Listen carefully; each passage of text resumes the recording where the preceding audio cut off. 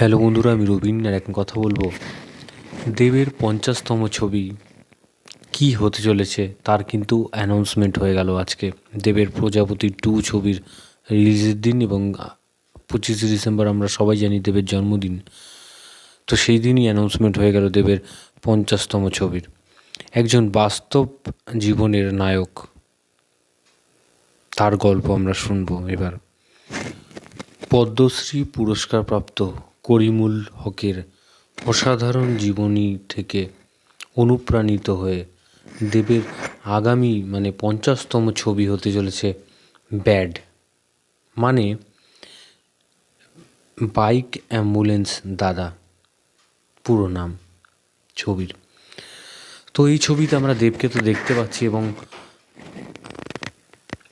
দেব কি করতে চলেছে আমরা সেটা কিন্তু অনেকেই জানি, অনেকেই জানি না যে এই বাইক অ্যাম্বুলেন্স দাদার গল্প, সে মানুষের জন্য কি করতেন। এবং এই যে বাইক অ্যাম্বুলেন্স দাদা, এর এই নামের মানে কি, এই করিমুল হক উনি যে ছিলেন, তিনি মানুষদের বাইকে করে হসপিটালে নিয়ে যেতেন, তাদের পৌঁছে দিতেন যেসব জায়গায় অ্যাম্বুলেন্স পৌঁছতে পারতো না, সেসব জায়গায় উনি গাড়ি তার বাইক করে নিয়ে যেতেন মানুষজনকে হসপিটালে।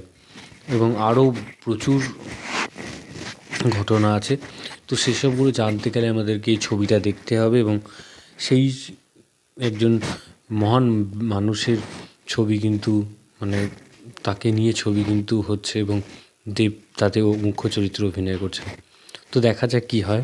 তো এই ছবিতে সম্ভবত শোনা যাচ্ছে যে সিরিয়াল জগতের কোনো অভিনেত্রী থাকতে চলেছেন। তো তার নাম সম্ভবত অঙ্কিতা মল্লিক। তো উনি থাকতে পারেন, তো এরকমই আপডেট উঠে আসছে। তো দেখা যাক কী হয়।